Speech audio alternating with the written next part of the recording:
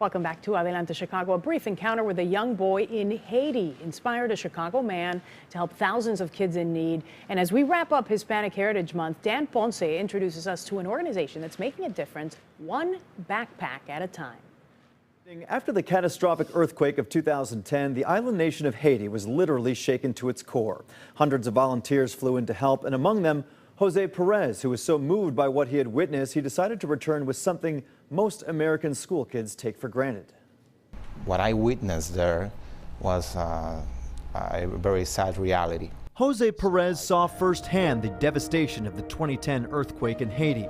In the aftermath, he joined volunteers helping victims and passing out supplies. But it was one particular encounter that left the biggest impression, when he saw a young boy walking to school with an old beat-up backpack. So I told my translator, hey, tell that kid to give me his backpack, and I'm gonna give him mine. After giving the boy his backpack and seeing the joy on his face, Perez felt an idea brewing in his heart. And then as I was leaving the border, I was like, wait a minute, I gotta do something else. He returned to the U.S., raised a few $1,000s, and bought about 500 backpacks. He filled them with school supplies and returned to Haiti and the Dominican Republic to pass them out. Over 58 million children, they lack access to basic school supplies and also to an education. 5 years later, his organization, We've Got Your Back, is going strong. They raise money to buy backpacks and fill them with school supplies for kids who live in impoverished nations. Each year, they go to a different country. We're on our way to distribute the backpacks. We got your back to the kids of Honduras. Now we are able to visit more countries and give thousands of backpacks for children in need.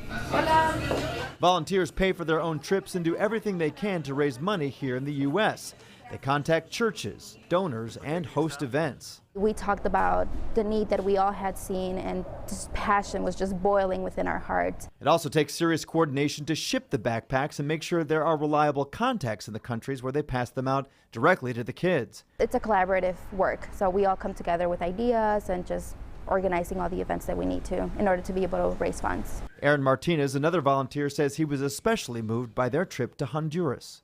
We got to the school, to the community, and just to see all the kids come in. There were some kids even coming without shoes. Some kids coming that would walk hours. Some of them walked up to 2 hours to get to a location, to a school in which we were at. Martinez says the trip is well worth it. Wow, this is just not a backpack, but it means so much to these kids that here in the United States, we take it for granted. Perez, who works for Costco, says he is motivated by his own experience growing up.